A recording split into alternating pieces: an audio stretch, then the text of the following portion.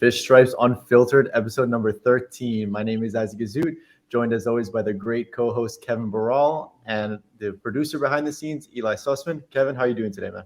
I'm excited. You're hosting for the first time. You won your fifth Jeopardy game, so you're Yeah, finally off the show. And we got Ely Sussman, our boss, our great friend here today to talk CBA and some Marlins stuff that you want to throw in there, man. yeah, it should be fun. I'm losing my hosting virginity today on episode 13. Didn't Yeah. take too long. Eli, how you doing, bro? I'm in disbelief that this is the first time that you've been hosting one. Yeah. But I'm happy to be here. We timed this one really well where we have some breaking news to weigh in on. I've had a couple glasses of wine heading into this. I'm loose. I've got some takes. This will be a lot of fun. All right, I'm excited. I'm going to go right to you, Eli. The CBA meetings just ended, in a matter of 20, 25 minutes ago. This seemed to have been the longest timed meeting so far of the two sides. What can you tell us? I want you to start off with something positive, even if there's nothing really to be too happy about. Just give us something that, the fans can be like, okay, at least there's some sort of progress. Well, that's easy for the YouTube watchers that can see this GIF of Rob Manfred walking in a loop at Roger Dean Chevrolet Stadium. So this was the first day that Manfred was reportedly in person at these meetings between the owners and the Players Association. The fact that he was there, it sounds like, based on the reporting from Evan Drellich of The Athletic, from Hannah Kaiser of Yahoo Sports, it sounds like he met actually one-on-one with Tony Clark. For people that know that history, those two have not had a very good relationship through the years. It's a decent sign that they finally recognize the urgency of the situation. We record this on Friday. We're posting this on Saturday.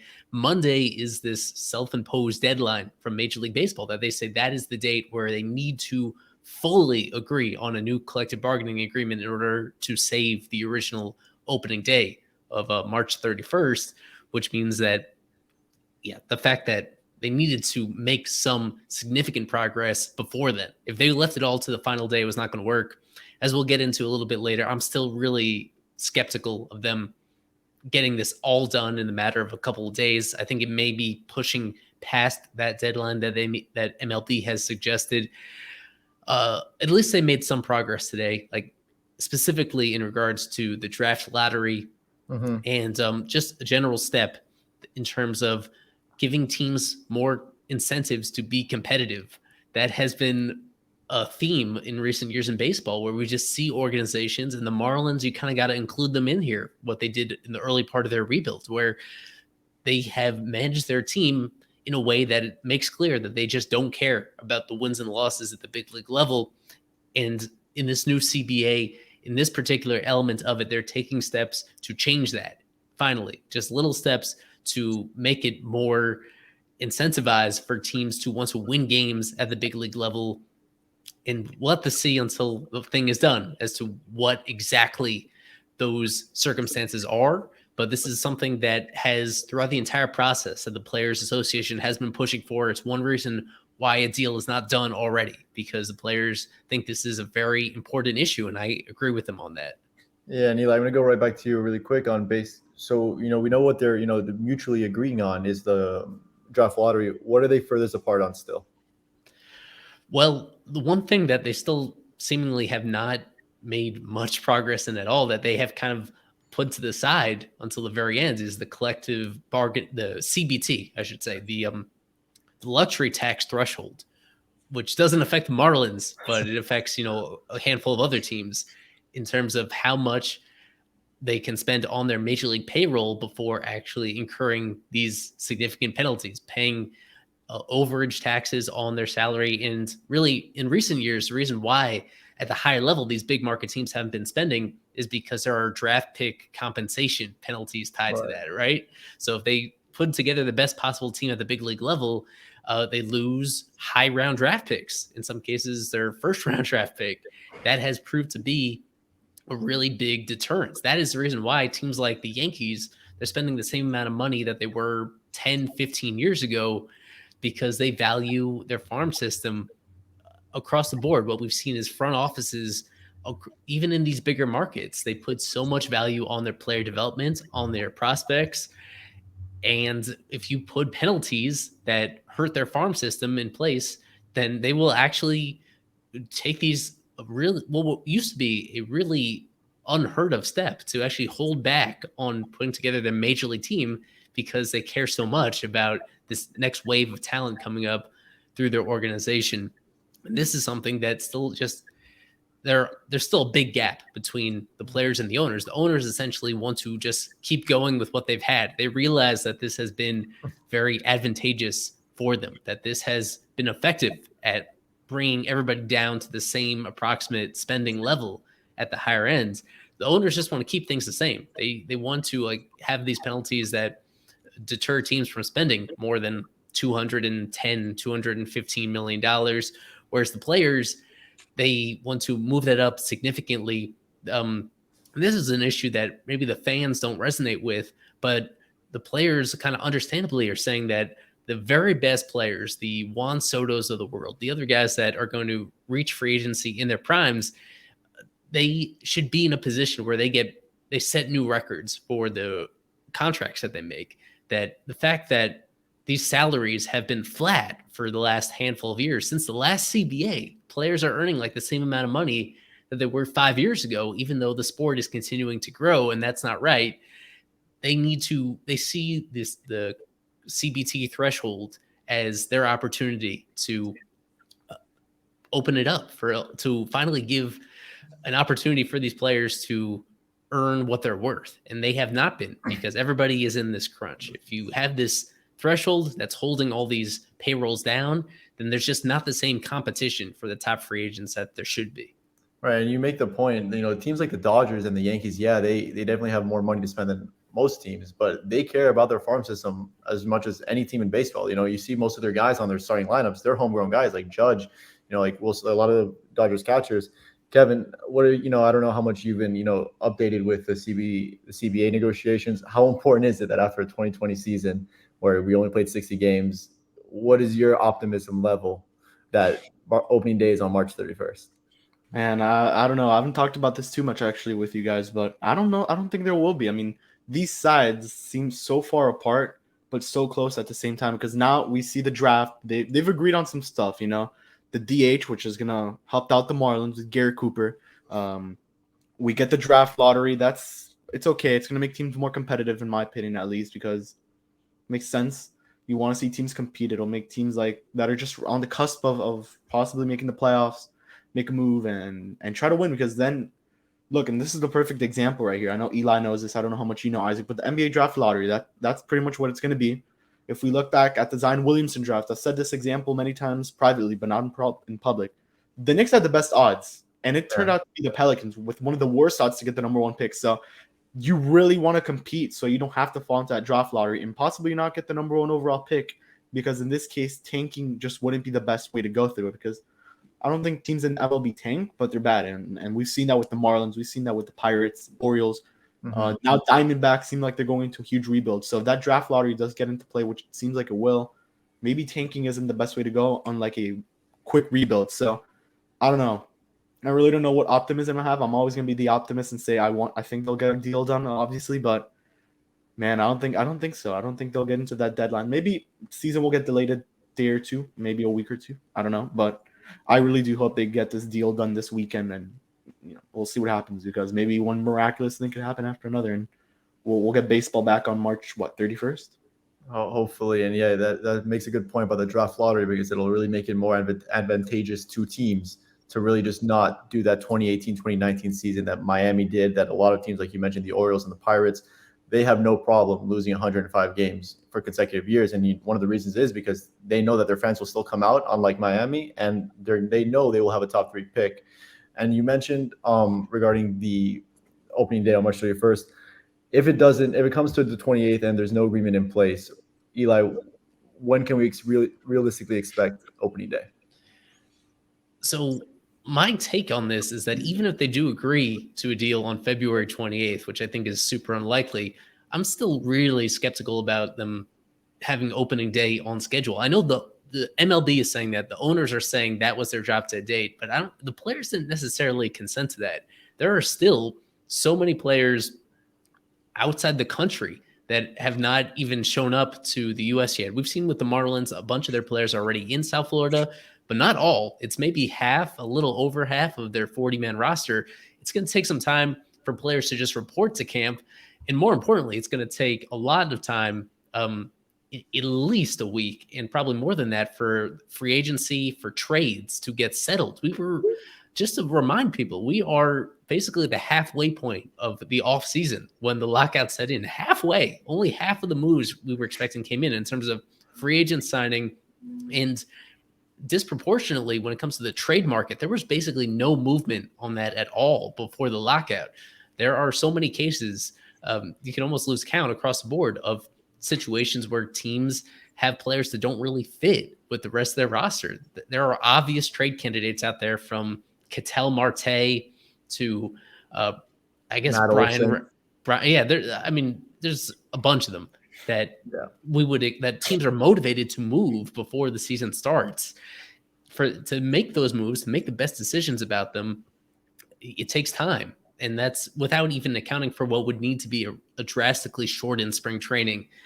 When I was on Locked On Marlins, the date that I gave Peter Pratt is April 15th, something around there, where about 2 weeks later than originally planned. I think that's what's going to take once these teams realize what needs to get done, how they can safely hold spring training without like having injuries go through the roof in the way that they kind of did in 2020 when they had to rush through summer camp and all that.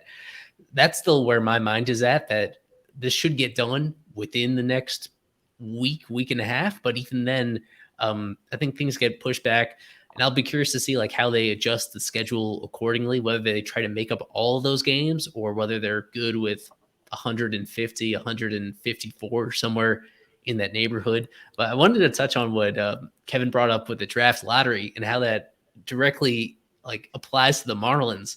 When you look at the fact that they were terrible in 2018, they were terrible in 2019. And because of that, they picked number 4 overall to get JJ Bleday. They picked number 3 overall to get Max Meyer. And those are good prospects. Yet, like in the case of Bleday, you can look at the draft list. It was a star-studded top of the draft that year. The Marlins would probably rather have Riley Green. They'd rather have basically everybody that was picked ahead of Bleday that year. They finished with the 4th worst record in baseball. And if you have a draft lottery in, like there was a possibility that they'd be picking at the top of that class. With 2020, that was the year, of course, that they get Max Meyer at number 3 overall. And I think let me make sure I have that correctly. Yeah, so 2019 was the Adley Rutschman draft, I should say. Yep. So as happy as they are with what JJ Bleday has shown, especially in the fall league, Adley Rutschman is, in most people's opinions, the number 1 prospect in all of baseball. And that's what this farm system is missing right now. Whether it's him, whether it's Riley Green, who's in the Tigers organization, there's nobody in this organization right now that you feel super confident in being a major league star. And if they would just moved up 1 spot or 2 spots in the draft order that year, then that would make a huge difference. 1 player does make a big difference. With both of those years, both 2019 and 2020, it affects, the way that this whole rebuild has gone. And so it's too late to take that back, but it's just something to keep in mind for the future. And it's a reason that I think a lot of people would be on board with that. And historically, you've been able to tank your way to secure the number 1 overall pick if you've had the worst record. And that was not an effective system. We'll see the exact particulars into how many teams are in the lottery, what their odds are compared to one another. It is a long overdue reform to the draft system, in my opinion. Yeah. And something else I think we could bring up with the lottery is in the Marlins case, let's say they don't make the playoffs, but they're right there. They'll be in the lottery and they'll be getting a top 15 selection most likely, or however it works, however many teams there are that don't make the playoffs in the MLB. They'll be getting a pretty high draft selection when you look at it. And they got Khalil Watson last year, so around that area. So that's something else to keep in mind when it comes to the draft lottery. The Marlins could not make the playoffs, but still get into that lottery, which will keep them into the lower portions. And in the NBA, there are a lot of players that get drafted in that lower portion, which have turned out to be stars. So I know it's a little bit different with the MLB, but just something to keep in mind. And yeah, I was reading this tweet today. And you remember in 2020, it was during the 2019 season, the whole, consensus on Twitter was tank for torque. Miami ended up with number 3. you could bet your butt that Miami would have loved to have the best offensive prospect in a very long time. We could have had Adley, we could have had Torkelson. Could have had Adley Rutschman. You could have had Spencer Torkelson, who broke Barry Bonds' record at Arizona State. So it's just a lot of things to take into consideration with the draft lottery, because you're right, it will incentivize teams that's saying, hey, even if we lose 110 games, we're not confirmed to have the number 1 overall pick, and that really will probably change the course of action for a lot of ball clubs. Now, I do realize that spring training has been officially delayed. It's been delayed for a couple of weeks now. Well, it's March 5th was the cutoff. Obviously, there's no chance that March 6th there's any spring training games, I would assume. We have some breaking news on that front that just broke as we're recording this, that previously things were officially pushed back to March 5th. March 5th was going to be tentatively the first day of spring training games, but now they canceled 3 more games. The earliest possible start of spring training games is now March 8th. Okay. For the Marlins, that takes away in total 1, 2, 3, I think 11 games that they were supposed to have. Wow. And how they'll adjust that, we'll see. Whether they add more games on the back end and all of that stuff. But this was kind of inevitable. The fact that they know that a deal is not going to be done until the very earliest on Monday. And again, what I mentioned about the transactions that need to get done, the players reporting, that takes time. There needs to be some sort of buffer period between when that gets done and when we can realistically expect them to start getting in game shape. It's a process. Something I think we could also say is with game shape, as you mentioned, the guys have been training. We've seen it. So that's something else we have to keep in mind. Maybe that shortened spring training won't affect them as much, as they have already been training. We see Miggy Rowe, Brian Anderson today was training. Monte, Lewis Brinson is not on the team anymore, but he's not on the team. Not there, but he was a former Marlin. May as well mention the guy. So these guys have been training, so that's something good, and I think they'll be ready for spring training. Now, it is about getting back into that game shape, but the good thing is they've played some simulated games, so luckily they're kind of in there. They're in that game shape kind of. To me, the fact that they are already pushing back that March 5th spring training start date at least 3 days has to mean a little bit of bad news, because when Rob Manfred was asked in the press conference how long it would take from once an agreement is reached to when teams can start reporting, he said less than a week. So 28th, you do the math, it's about like 5-6 days until that day. So the fact that they're pushing back another 3 dadays must mean that they really aren't optimistic. But that's him assuming that both sides will come to an agreement. You haven't, Tony Clark still hasn't came out to a press conference and said, "Oh no, this side has done this, and this." You have to think it's only been Manfred who's spoken at the moment, publicly to the media. At the moment, Tony Clark still hasn't spoken, so that would be something nice to see Tony Clark come out here and talk on his side of what he's seen, because it's completely different sides. We're very far apart on some specific stuff.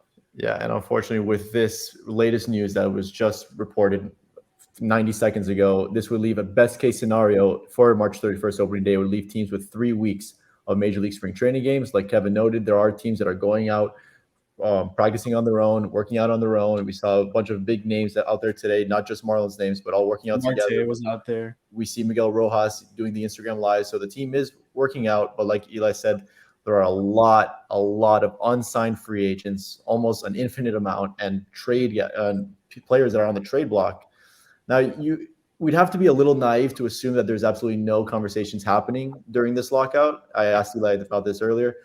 You would assume that once this lockout is, the agreement is, come to fruition, you'd think that maybe it's going to be a flurry of moves right away, or do you think there's going to be a little bit, of a time period where people haven't decided where they're going to go? There should be one immediate wave of moves, maybe not the very top of the market, but certainly some sizable deals early on. It's just that these players are interconnected. Guys that play the same position, when last minute bidding, I don't think the final bidding for any player has been decided yet. I think that's kind of what you see at the other end of the lockout is teams get their last offers in. If there have been some like backdoor conversations during the lockout, you still need to determine exactly where that best deal is coming from. And there are players just further down the pecking order that need to wait. They need to wait until the guys ahead of them. As you say, they call it setting the market, where top players at certain positions, they set the market for the other ones at those positions.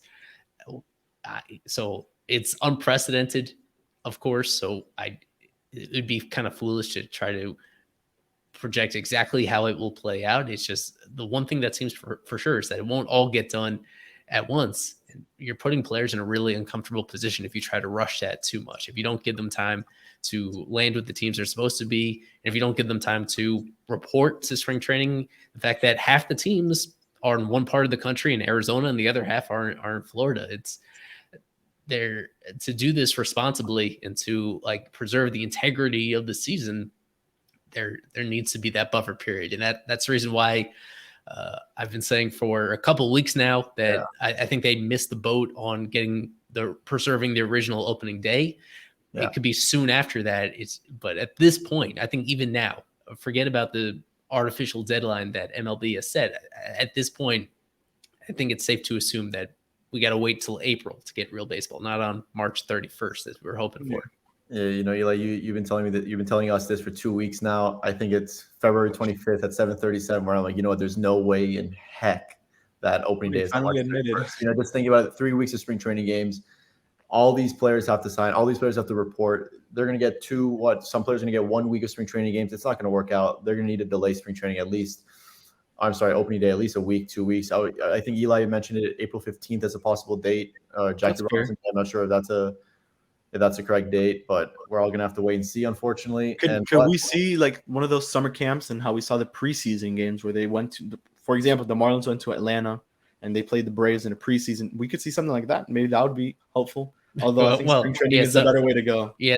To recap how that went in summer camp, the Marlins only played 2 exhibition games before that season. It was at Atlanta, as you mentioned. When Adam Conley gave up 10 runs. I mean, even more so than just getting the players healthy. Spring training is important for position battles, for deciding who actually makes the team. That's the biggest thing, that teams were able to get a good chunk of that before the pandemic struck, and it was almost 3.5 weeks. They were pretty deep into spring training before that happens. And so they were able to get a gauge depending on certain teams. Certain teams don't have a whole lot of battles, but everyone has some of them. And even if they don't wait the results in spring training, this is a conversation we have every year about what spring training stats actually mean. Maybe they don't mean a lot, but you still want to try guys in different positions. And I mean, the one critical reason why you need a long spring training is to get starting pitchers stretched out. And at this point, it seems pretty clear that they won't even have an opportunity to get fully stretched out for this year. The question is exactly how baseball adjusts for that. Like you'll see some pretty crazy things, I think, in terms of bending the rules, as we saw in 2020, maybe expanding the rosters, having more guys make the opening day rosters just because starting pitchers aren't fully ready to be starting pitchers, that they're just not built up enough. That's probably what I would expect.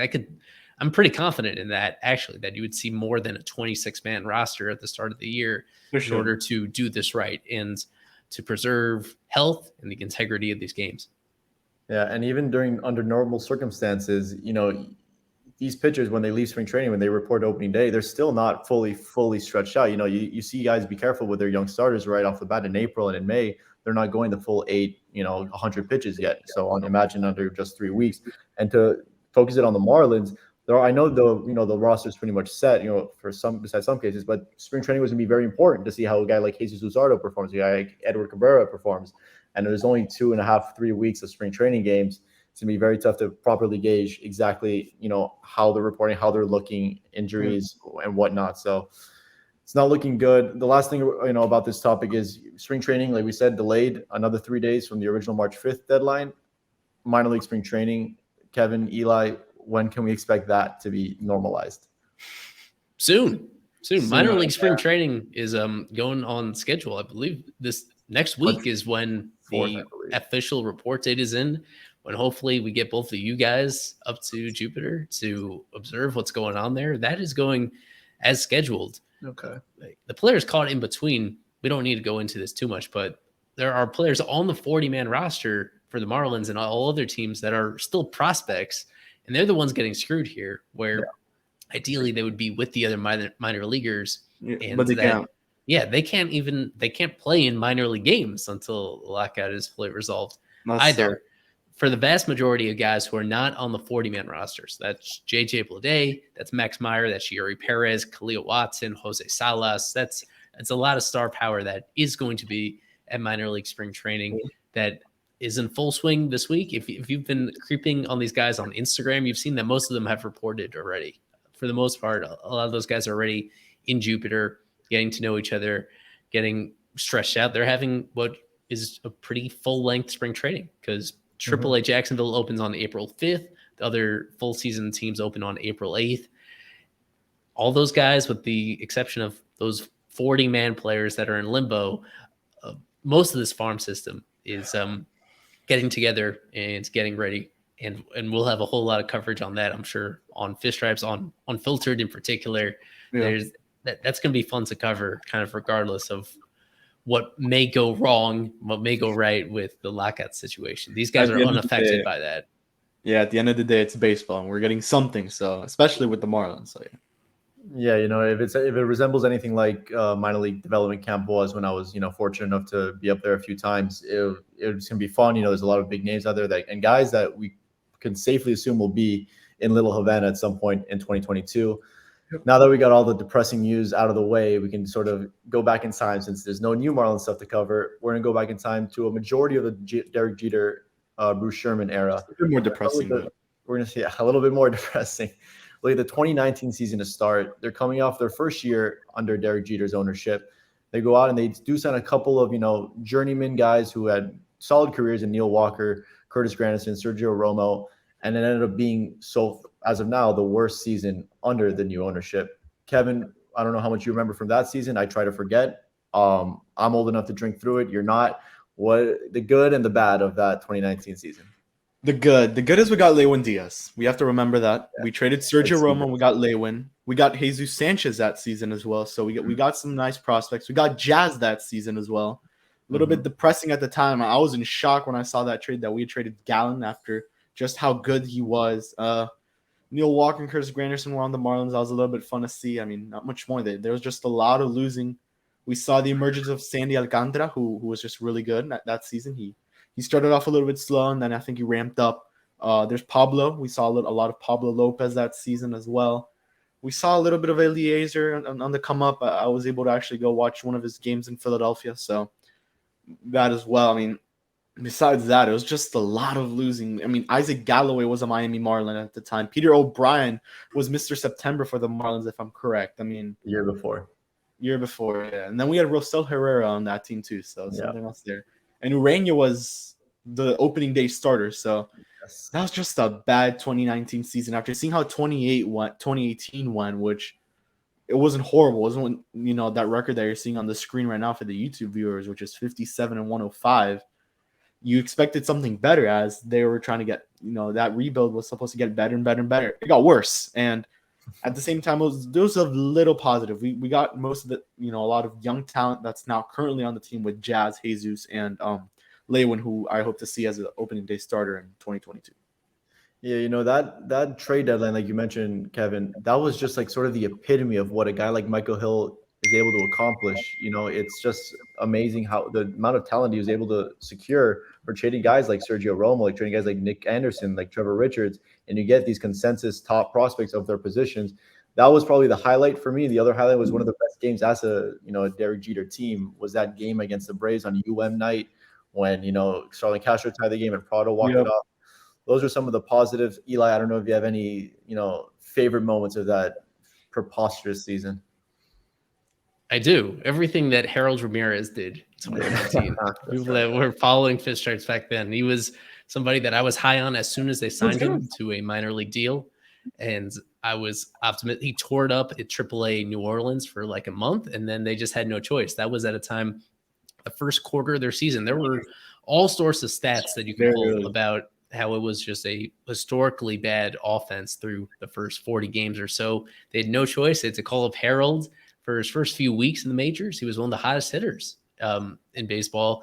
He settled down, but I had a soft spot for everything he did, for the style that he did it with.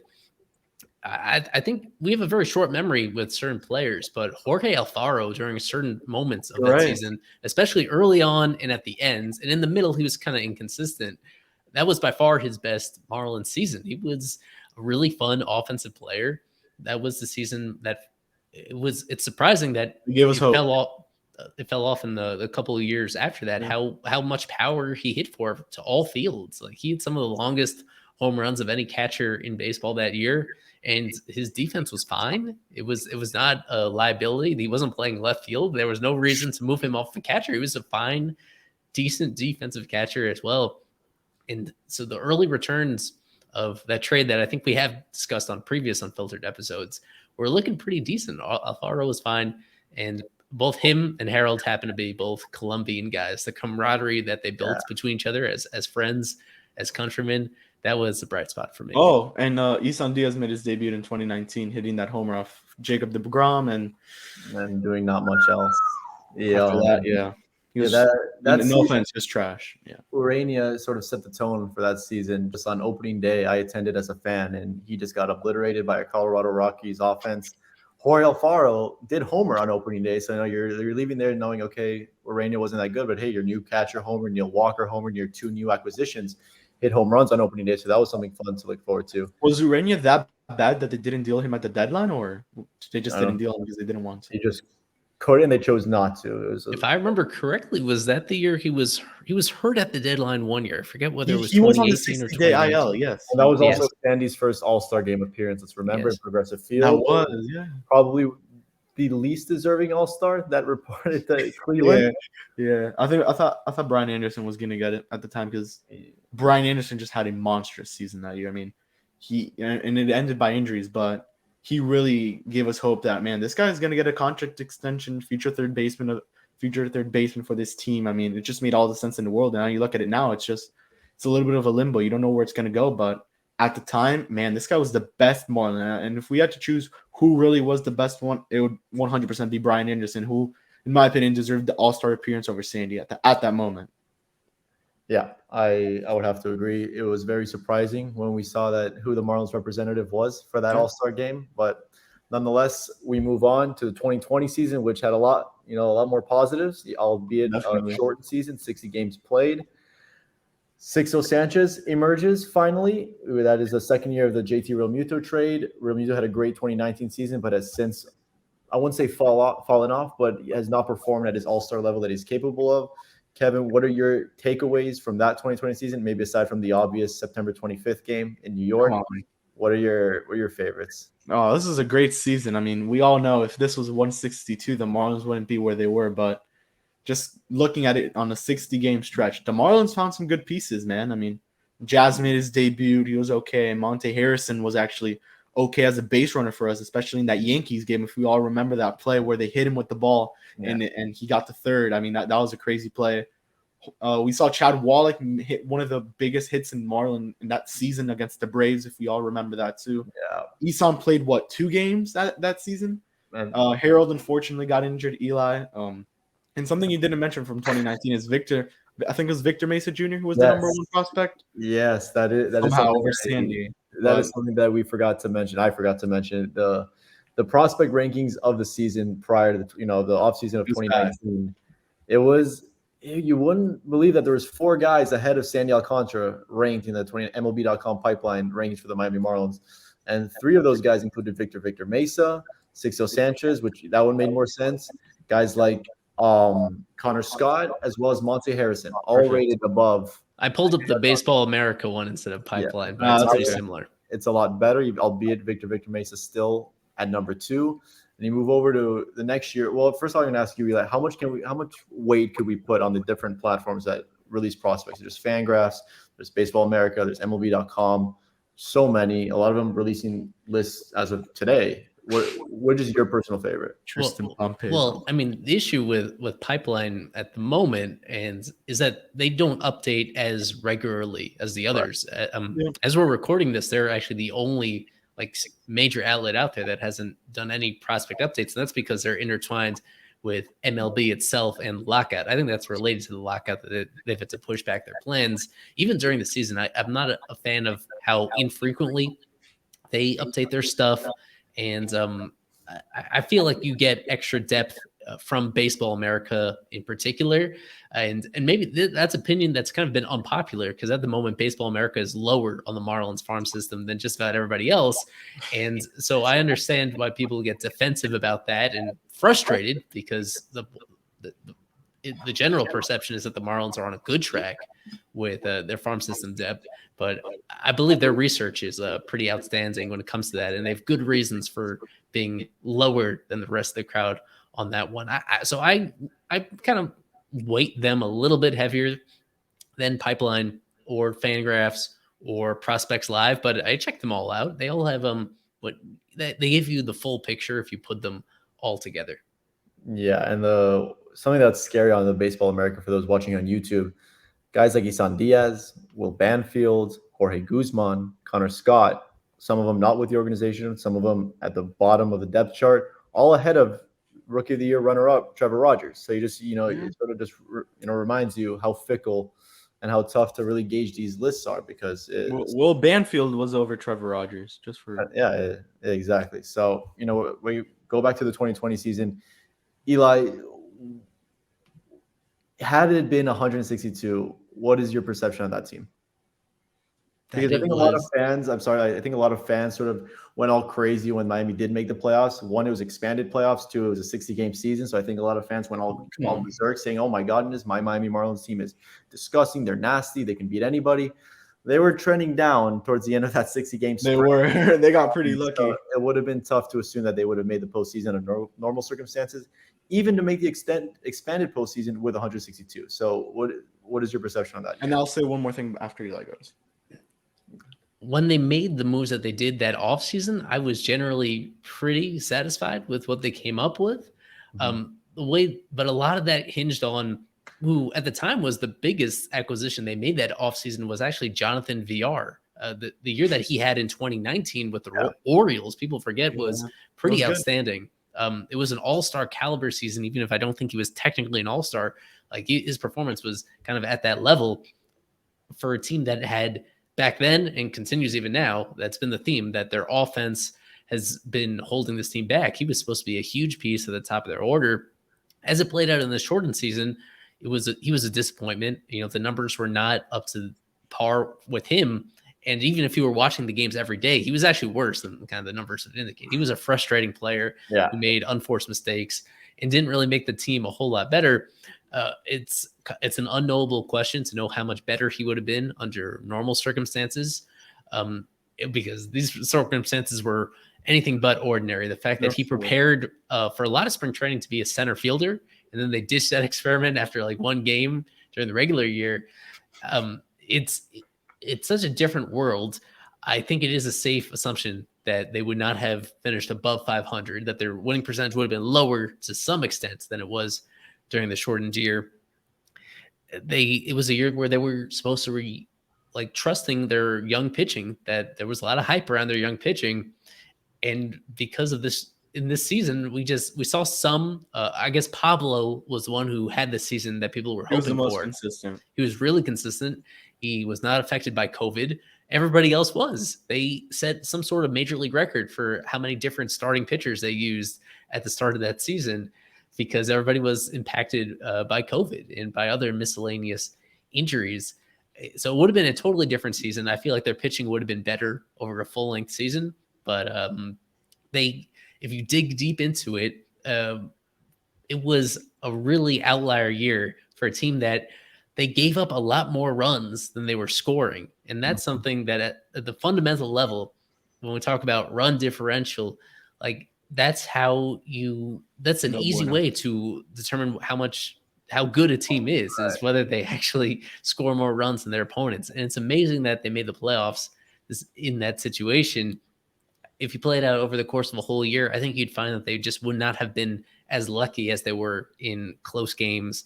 How Brandon Kinsler got the job done. But his effectiveness over the course of a whole year, he's like one guy in particular that you don't think would have held up the same way over the course of a full-length season. You can point to a lot of corners of the roster that would have kind of regressed to kind of what we were expecting. Yet it was like in any any way you slice it, it was a nice step forward from what we had seen the previous 2 years. How has no one mentioned that the Marlins were buyers at the trade deadline? We got Starlin Marte, and we were able to flip Jonathan Villar's disappointing season for a young and upcoming Griffin Conine, who led the minor leagues in homers, I'm pretty sure, in 2021. So that's something else we have to keep in there. I mean, that was a nice 2020 season. We finally got to see the Marlins in what they could do when you're buyers in the deadline. I mean, they did a little bit of selling. They got rid of Caleb Smith. They got rid of Humberto Mejia, who was one of the many starters who was there. Pretty sure we didn't get rid of Yams that season, if I'm correct. No, it was after in the offseason. Right. Yeah. And then the minor leagues looked completely different from what we saw in 2019. Yeah, just looking at that 2020 season, we can't talk about that season without talking about how amazing Michael Hill was. Exactly. In filling out 18 guys who will go down in COVID. They beat the Phillies. Nick Vincent, James Hoyt, who was actually really good. Nick Vincent was okay. He acquired a lot of guys a guy like Richard Blyer still on the team. Josh A. Smith had pivotal outs, to make in the 2020 season. Like you mentioned, Nick Vincent, James Hoyt, Logan Forsythe, who wasn't in the playoffs. Yeah.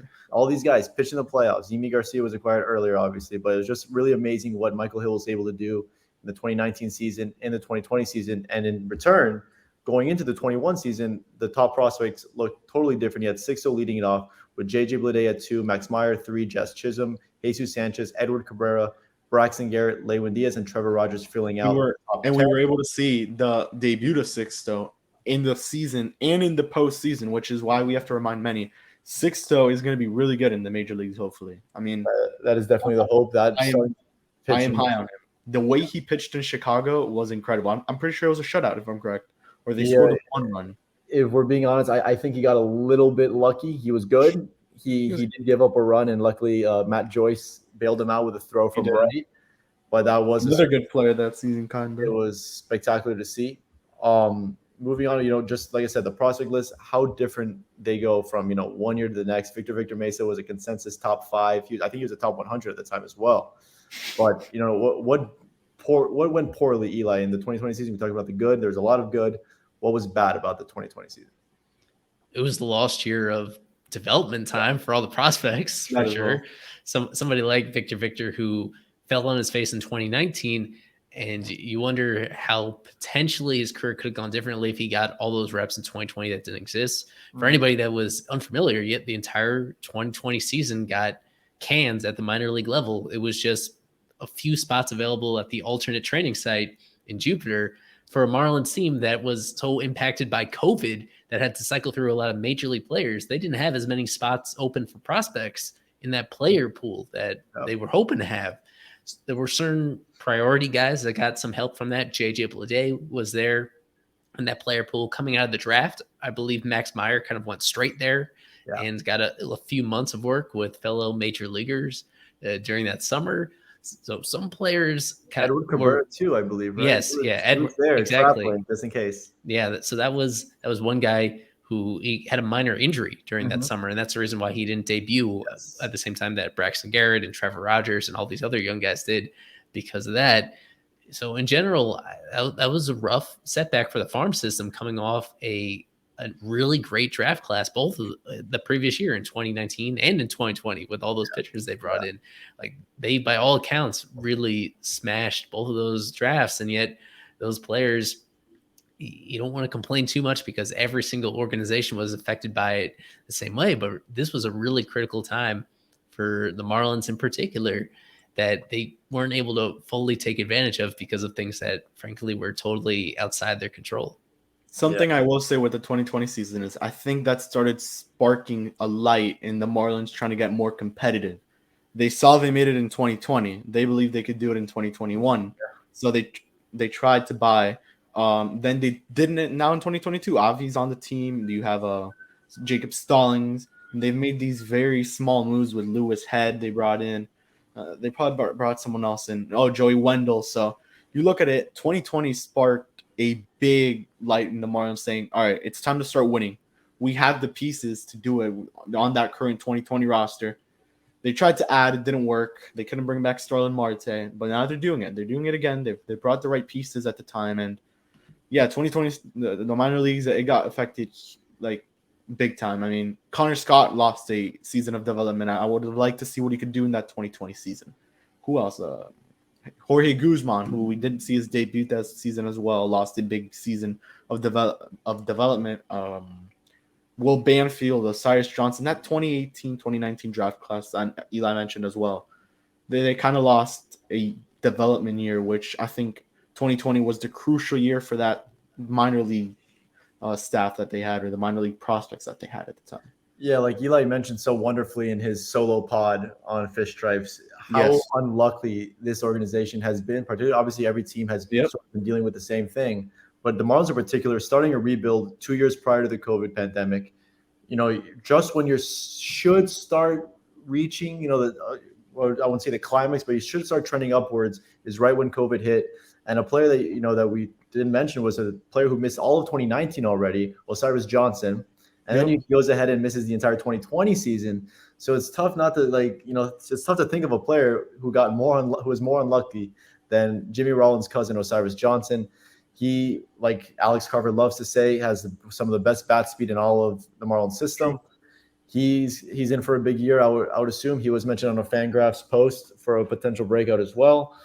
But yeah, I recommend all of you guys to listen to that pod. It was great. Unfortunately, it has not helped Miami quite a bit. And you make a good point, Kevin, because did that 2020 playoff season maybe give the front office false hope and say, oh my God, we're better than we think we are? And they thought that, a couple of additions was going to make them a playoff team. I don't know. I hope not, because they were far from Not only that, they did win the series against Chicago, a good Chicago team. Anthony Rizzo, Baez. I mean, they had Schwarber. They weren't that good that series. They had Yu Darvish. They weren't that good, but on paper, that team looked like it could have beat the Marlins right away, 2-0. Then the Marlins made it decently competitive with the Braves in Game 1, going up, what was it, 5-1, and then they choked it. And then Travis d'Arnaud just went off on the Marlins that series. So the Marlins made it decently competitive, and then during the actual season itself, the Marlins were pretty good against the division itself. I mean, that 7-game series against the Phillies, which pretty much got us into the playoffs, put us in a great position as they beat 4 games out of the 7 to the Phillies, or was it 5? 5 out of 7. 5 out of 7. Yeah, that put us in a great spot. Yeah, I do think they, I'm not a pessimist, but I do think they got very lucky getting matched up with Chicago. Chicago was a team that struggled mightily with velocity, with players like Rizzo, players like Baez. They struggled with velocity, and the fact that they were able to throw out Sandy and Sixto back-to-back really helped them out. And they were just very lucky they were able to score 1 or 2 runs against Kyle Hendricks and Yu Darvish, because they were not going to score more. But I did know that Chicago was going to have a tough time scoring runs, especially against Sandy. Their only run off Sandy was an Ian Happ wind-aided home run. Well, we're going into year 5 here of Derek Jeter, the final year of his contract as CEO. I wonder what happens if this year goes south, but that's a conversation for a whole different day. Kevin Barral, your favorite moment of the Derek Jeter era and your least favorite moment in a brief way. I think everyone's going to have the same favorite moment. Maybe not Eli, but I know you will, Isaac. The Marlins making the playoffs, man. 2003 was the last time they made it. I mean, and they made it on the anniversary of Jose Fernandez's death. I mean, how can you not? It just was lined up perfectly. That September 25th, when the Marlins made that incredible game against the Yankees, which was maybe one of the best start standings ever made in the most clutch positions possible. Now, obviously, 2021 was better, but I mean, just looking at this clip for the YouTube viewers, it was a great time, man. The least favorite, probably not being able to extend Starlin Marte. I would have loved them to extend him. I would have liked to see what they could have done. I'll forever remember that 3-month spam of our streams always bringing the Starlin news. But yeah, that's been my least favorite move. I mean, we spoke about it was one of the relievers. Wickren, that was another bad move that they made there. We should have brought that up as well. So I don't know, what's your favorite, guys? Eli. Well, in terms of individual moves, that's kind of what I was thinking of coming into this. We can do that next.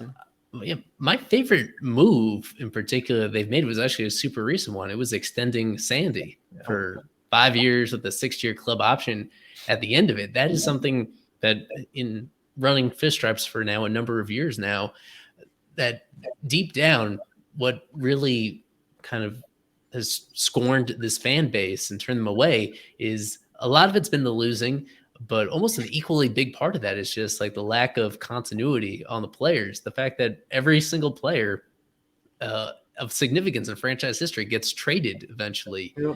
And Sandy potentially is like in this position where he could be the exception to that, where he could now with this new contract in place that could bring him through the prime of his career.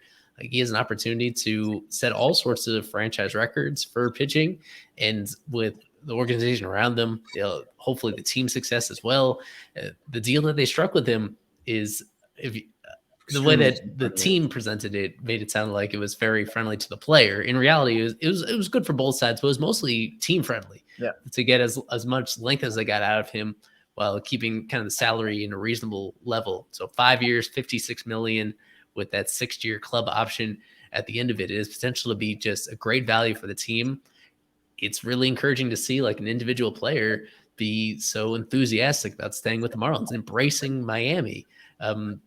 During this time, it's been unusual for somebody to take that much pride in being a Marlin. To get somebody like him in that situation is great.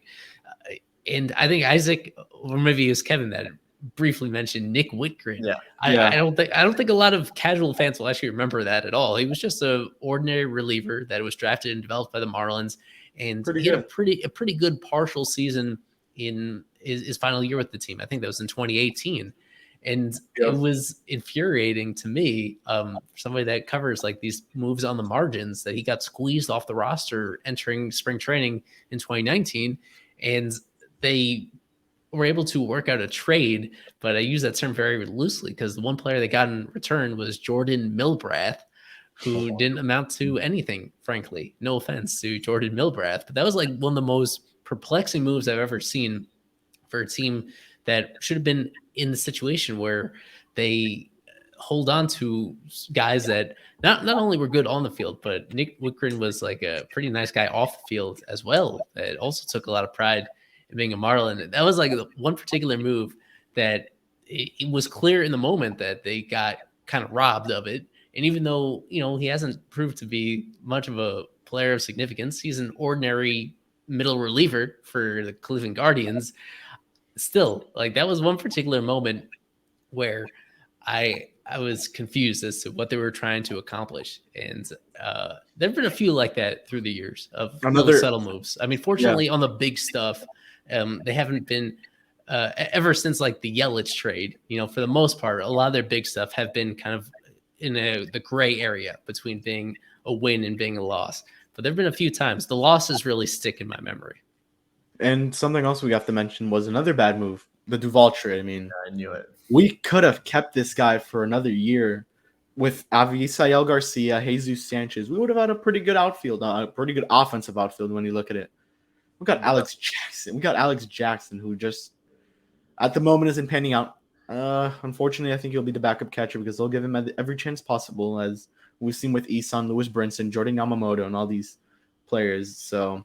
Yeah, That's another least favorite moment. And really quick to go back on that, squeeze of Nick Whitgren. I remember he was a top 20 consensus prospect in the Marlins system for a while. Pretty good. He was really good. Forward to him closing games because he was a bona fide closer in the minors. And you look at that 2019 opening day bullpen. You're going to have Romo, second rider, Conley, Guerrero, Chen was in the bullpen as well. But you had guys like Austin Bryce, Tyler Kinley, and Nick Anderson who had yet not been nasty yet. So it was a peculiar move. Obviously, they did the right thing by keeping Anderson. It was probably the best bullpen they had throughout the rebuild on paper when you look at it. But there are some names that you felt they could have maybe squeezed Nick Whitgren in for, specifically Tyler Kinley, I would think. And maybe even Wayne Chen if they were just willing to eat that money because I think that ship had sailed already. They got rid of him how? Through a DFA, was it? Or they just cut ties with him completely? Yeah, well, they waited another entire year until after the 2019 season to finally pull off that Band-Aid. Oh yeah, it hurt. I think he had one more year left, but they decided to just eat that 2020 season, I believe it was, which is funny when you look at it because they wouldn't have had to pay that $20-something million in the 2020 season had they held them because of the pandemic. So that one really came back to bite Jeter in the butt. When it comes to me, my favorite moment is, like you said, Kevin, that September 25th game. I just remember like it was yesterday. I'm sitting at Chipotle looking at Sandy getting taking out after striking out Clint Frazier. I'm there with my girlfriend at the time, and Jesus, when you have the best hitter in the league, DJ LeMahieu, coming up with the bags loaded, I'm like, shit, dude, this is not going to end well. I didn't know that Rojas stepped on the bag. I was tripping out, but it all went well. He did. I know. That's why. So the least favorite move, just there's a lot And of not them. even only that, but that game, Jesus It was Aguilar saved our asses, if we're honest. That diving catch that he made was probably one of the best first baseman defensive plays I'll ever see at the moment, you know? Monte not And getting picked off especially with the how big of a player Aggie is and not that quick and agile. I mean, to make that play is pretty impressive. And yeah, the Monte play saved us as well. Those were game-saving plays. One of the We're better here at base running I've seen. We're here at 55 minutes. We're gonna call it up after one quick question. I have for Eli, something that I asked Glenn Geffner. I felt like he had his hands tied when answering this question. It goes back to 2017. This question when Jeter he purchased the team for 1.2. And I'm getting nervous asking about it, but obviously the consensus is that the right thing to do was to trade the players that they did. Whether they went well or not, that's irrelevant. You look at that 2017 roster, they didn't have pitching, they had no farm system. The right baseball move was to probably trade those guys. Should they have sacrificed some of their quote unquote baseball moves in order to secure some sort of positive public relations with the fans? Because the casual fans who they're trying to attract the most, they don't know that Sandy Alcantara is a prospect. They don't know that Lewis Brinson is the consensus top 20 guy. So if you were them, do they shoot themselves in the foot maybe or put themselves behind the eight ball by making these moves that we know are good baseball moves, but the casual fans out there are saying, oh, it's the same thing. And right before Derek Jeter ever reported to spring training, he's getting booed at the arena. He's getting booed everywhere he goes before he even reports to spring training as the first time as the owner. So we'll never really know whether fans would have come back purely based on the change of ownership. So I don't know what your thoughts are on that. I think about this every single night. Should they have maybe just kept, obviously Stan is a different story, but kept someone to put up some kind of a good team in 2018, so that way, these casual fans that they're so intent on bringing in don't not go, because they see, okay, this isn't the same thing as always. Even more so than, focusing on who exactly was on the roster. I mean, I think it's fair to say that they totally failed from a PR standpoint that first offseason. Not just the moves that they made, but you could go back to the move that they felt they had to make, and that I think was the right one to make, was Stanton. The fact that they sold what they thought was the highest point on him before, with 10 years remaining on his contract, to get something of value in return from him, knowing the direction that could head into. That was the right move. But we were subjected to 2 months of rumors about Jeter not wanting him, about them threatening Stanton to waive his no trade clause. That got really messy, more messy than I felt it had to be. And that really rubbed people the wrong way when he was literally the reigning MVP. There's just a lot of instances. The town hall that he held was a very awkward one as well at what was then Marlins Park. That he was just really, he had this undeserved confidence and bravado about knowing, even after making those moves that clearly set the team backwards, that from a PR standpoint, there were other ancillary things about how he fired people that were in the organization, good people in the organization, proud alumni of the Marlins, like Jack McKeon and Andre Dawson and Tony Jeff Perez. Conine. Yeah, and Tony Perez. Those were the four, all squeezed out of their advisory roles. There's no sugarcoating that. The way that those were handled, the defiant way that this ownership group went, more so less than about remaking the roster, a roster that I think people could agree was just not going to cut it at the time. Just the stubbornness that he wanted to totally remake the image of the team, that he wanted to dismiss the history of the team, that for all its downs and embarrassments had won 2 World Series titles, that he was totally fine with severing a lot of ties to that and feeling like the fans would follow along. That was really a poor game plan that has backfired. And there are some people that were scared, that were shooed away because of the way that was handled, that have not come back, and will eventually come back if the team goes on a significant, sustainable winning stretch. That's still a little while away. There's still a big question about whether they reach that level entirely. So it is totally fair to be frustrated by exactly how that was handled, and combined with some of the poor, legitimately bad luck that has affected the franchise along the way. That's how you get in this situation where they have a lot of pressure on them to do a lot of it. They need to make up for a lot of lost ground in 2022. Sure. And it's now they're going to this year that, as we discussed the first half of the pod, are really unusual circumstances. It's a lot to ask for them to finally right this ship in year 5, given the disadvantages that they have coming into this year. Yeah, I couldn't agree more. The PR, like with all those instances, it failed to mention the firings that just made no sense whatsoever. And on top of that, you do that whole catastrophic rebuild the way they did it. The only person they kept was Real Muto.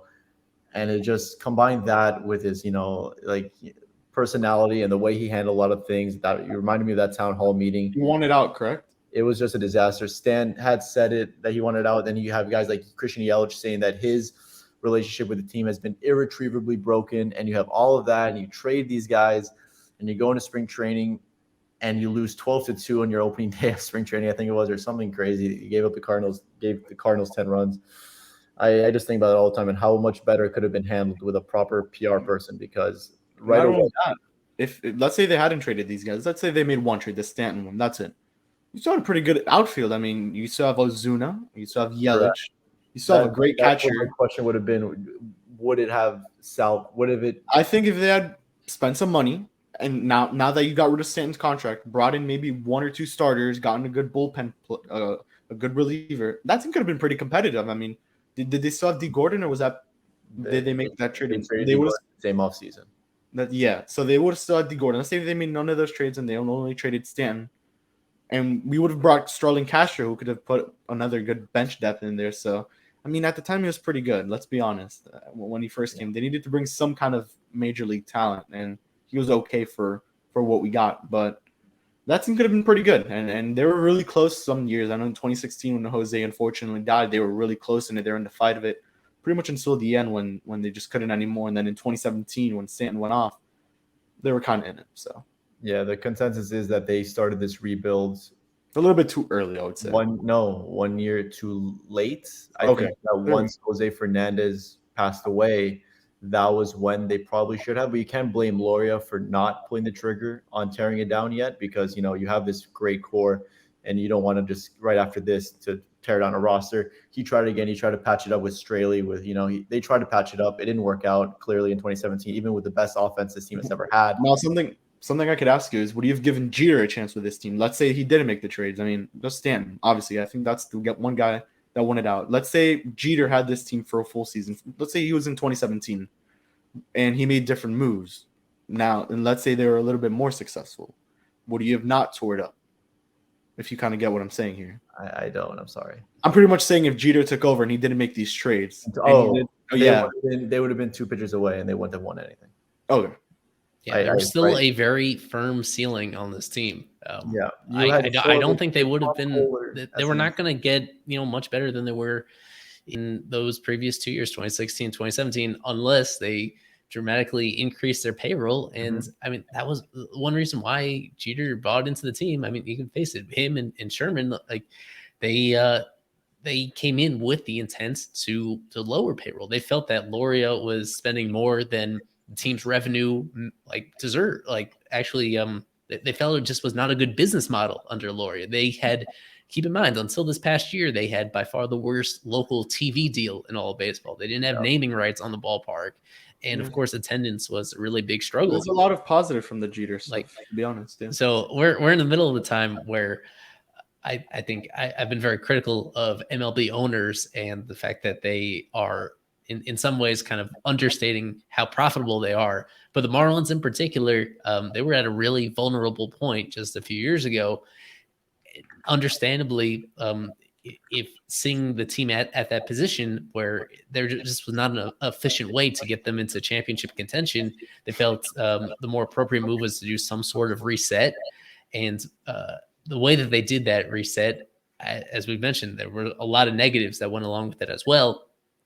But ultimately, it was kind of understandable to know that they wanted a fresh start, and they felt that that was the appropriate time to. It was, as you mentioned, even better. It was a little bit overdue for them to kind of flip the switch on that and try to do it a different way. That'd be a pretty good episode for Unfiltered. One of those what if episodes. I know Eli did one for his official show, but we could do one as well.